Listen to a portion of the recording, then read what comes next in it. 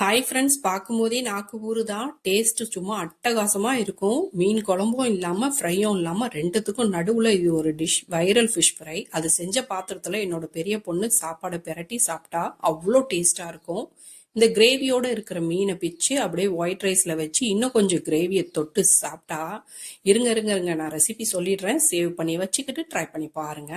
நான் மீன் வறுக்கிறதுக்காக மசாலா தடவி வச்சிருந்தேன். தேங்காய் எண்ணெய் 2 டேபிள் ஸ்பூன், அதில் கொஞ்சமாக மிளகாத்தூள், கொஞ்சம் உப்புத்தூள், கொஞ்சம் மஞ்சத்தூள் சேர்த்து ஸ்டவ் ஆன் பண்ணாமலே மிக்ஸ் பண்ணி விட்டுருவோம். 15 சின்ன வெங்காயம் இடித்து சேர்த்துக்கிறேன். ஒரு கொத்து கருவேப்பிலை, 3/4 டீஸ்பூன் இஞ்சி பூண்டு பேஸ்ட். இப்போ தான் ஸ்டவ் ஆன் பண்ணுறேன். இதை நல்லா மிக்ஸ் பண்ணி கொடுப்போம். இது நல்லா ஒரு தொக்கு கன்சிஸ்டன்சிக்கு வரட்டும். இப்படி எண்ணெய் பிரிஞ்சு வந்ததும் சின்ன நெல்லிக்காய் சைஸ் அளவுக்கு புளி சேர்த்துக்கிறேன் கரைச்சி.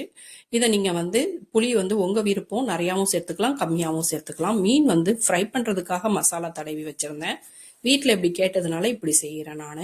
அதனால தான் மிளகாத்தூள், உப்புத்தூள்லாம் கம்மியாக சேர்த்துட்டேன். புளி நல்லா இப்படி வற்றி எண்ணெய் பிரிஞ்சு வர சமயத்தில் மீன்களை உள்ளே சேர்த்துக்கலாம். சேர்த்துட்டு நல்லா குக் பண்ணலாம். மூடி போட்டு ஒரு 3 நிமிஷம் வேகட்டும்.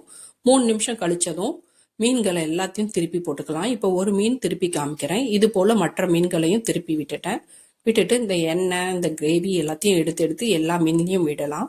இந்த பக்கமும் மூடி போட்டு 3 நிமிஷம் குக் பண்ணிட்டு ஓப்பன் பண்ணி காமிக்கிறேன் பாருங்க. அவ்வளோ அருமையாக இருக்கும். டேஸ்ட் அட்டகாசமாக இருக்கும். இட்லி, தோசை, சப்பாத்தி எல்லாத்துக்கும் பெஸ்ட் காம்போவாக இருக்கும். அவ்வளோதான். ஸ்டவ் ஆஃப் பண்ணிட்டு சர்வ் பண்ணலாம். ட்ரை பண்ணி பாருங்க. லைக் பண்ணுங்க, சப்ஸ்கிரைப் பண்ணுங்க, சப்போர்ட் பண்ணுங்க ஃப்ரெண்ட்ஸ், ஷேர் பண்ணுங்க ஃப்ரெண்ட்ஸ். தேங்க்யூ.